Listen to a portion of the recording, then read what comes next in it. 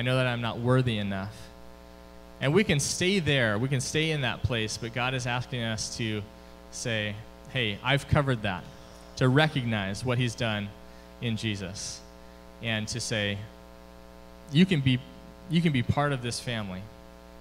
You are okay, and I invite you in. I want you to be part of this family.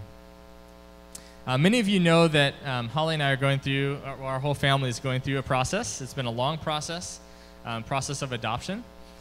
And I just wanted to fill you in a little bit on where we're at. And I think this is right in line with what we're talking about this morning. The adoption process for us has been almost 2 years.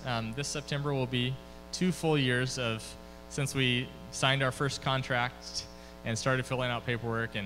And Holly describes it well, that basically the summary of the process, I won't go through the details of this, but we're doing one of 2 things. We're either filling out paperwork or waiting for someone else to fill out paperwork for us. So that's kind of been the journey along the way.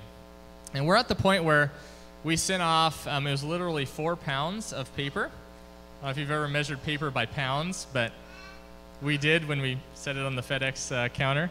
And we sent that off, and then more paper was added to that, and it's finally made it to the Taiwan court system.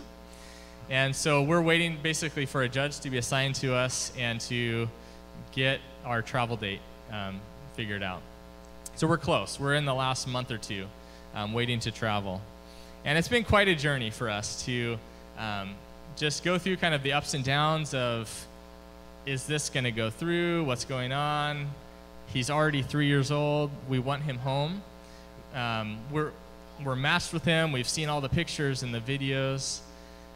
But up until this point, up until this evening at 6:30, our communication has basically been one way. We've received the videos. We've received the pictures. We sent a photo album, so he's seen that, and we saw a video of him looking at our pictures, which was kind of surreal. It's like, hey, that's us. But it's hard to know if, he's, as a 3-year-old who's lived in an orphanage his whole life, it's hard to know if he's just looking at that as, oh, this is like another kid's book that I'm reading. These are some interesting looking people. But does he realize that those are his parents? Does he realize that those are his sisters who he's seen in those photos? And so tonight we get the opportunity to Skype with our son Nathan and to have some interaction back and forth. We're a little, I need to camp on that verse that talks about anxiety and fear, because I have a little bit of that. Because, if you've ever Skyped with a 3-year-old in any context, you really don't know what's going to happen. And especially a 3-year-old who doesn't know English, and it's the first time he's seen you animated in front of him. And so we're a little nervous. They scheduled it for a whole hour. And so, I find it hard to talk to anybody, even my best friend, for a whole hour. So, we'll see how this goes. But we'll have to give you the report later. But we have this opportunity to have a relationship with our son, Nathan, and to bring him into our family. And the realization that this is somehow, in some way, a glimpse of how God relates to us and how he's been planning for this for a long time, probably more than 2 years. He's gone through the process. He's done the paperwork. We have that right here. He's made the sacrifices. He's paid the expense for this relationship for us. He sent his son Jesus to die on the cross to pay that price.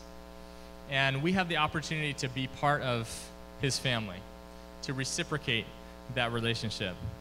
And, thinking about our adoption, we know what our motivations are. We know what has led us to this process, to open up our family and make another bed available in our house and prepare all these things.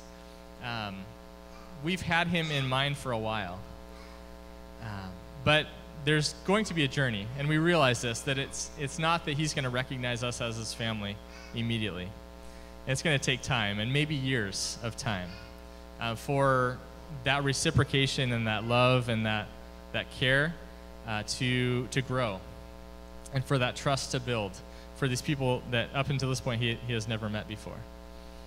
And I think our relationship with God is a little bit like that, where God has been thinking of us our whole lives, and Scripture actually says before we were born, he knit us together. He knows us intimately, even the numbers of hairs on our head. And as we get older, maybe that decreases, so it's easier for God to know. But you know, at one point we had a lot, and so some of us more than others. But he knows us so deeply.